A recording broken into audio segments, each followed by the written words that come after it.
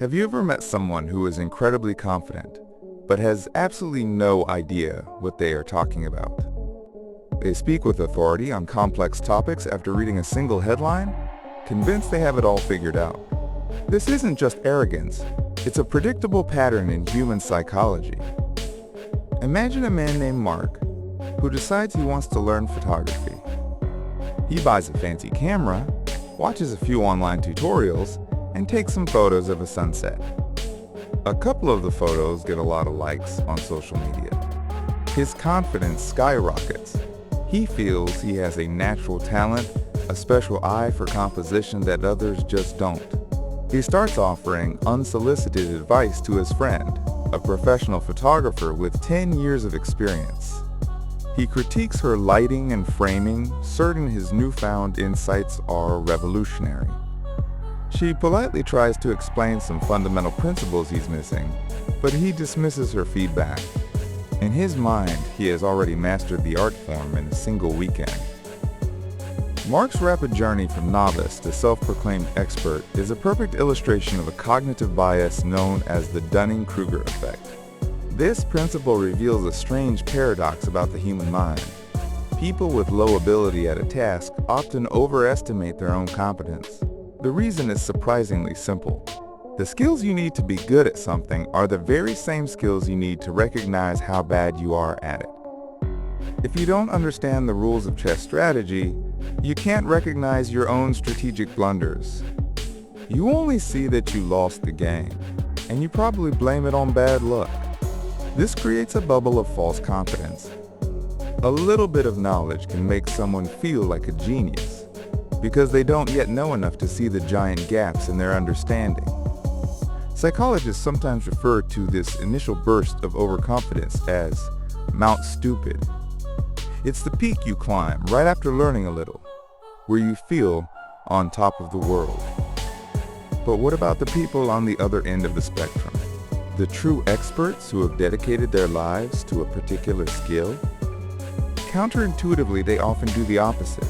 Highly competent individuals tend to slightly underestimate their own abilities. This is because genuine experts are acutely aware of how vast and complex their field truly is. They know exactly how much they still don't know.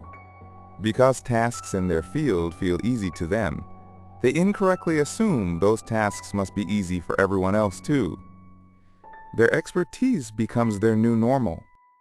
This effect was first formally described in 1999 by two social psychologists, David Dunning and Justin Kruger. They conducted a series of now famous experiments. In one, they asked university students to take tests on logic, grammar, and humor. Before getting their results, each student was asked to estimate how well they performed compared to their peers. The findings were remarkable. The students who performed in the bottom 25%, the least competent group, massively overestimated their own performance.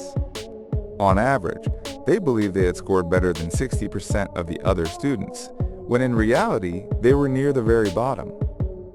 Meanwhile, the top performers slightly underestimated their own rank.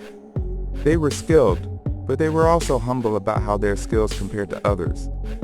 This leads us to the central insight of the Dunning-Kruger effect. Incompetence doesn't just cause poor performance. It also prevents a person from being able to see it. It is a double curse. First, your lack of skill leads you to make mistakes. And second, that same lack of skill prevents you from recognizing those mistakes, creating a feedback loop of unearned confidence. The journey toward real expertise often follows a predictable curve. It begins with the peak of false confidence, followed by a painful drop into the valley of despair as you realize how little you know. Only by pushing through that valley with continued learning and practice can you begin the slow climb up the slope of enlightenment toward true competence. So how do we avoid getting stuck on Mount Stupid? The solution is to cultivate intellectual humility. Always assume you have more to learn. Instead of broadcasting your opinions, ask thoughtful questions. Actively seek out constructive criticism, especially from people who know more than you do. True wisdom is not found in believing you have all the answers. It is found in understanding the limits of your own knowledge.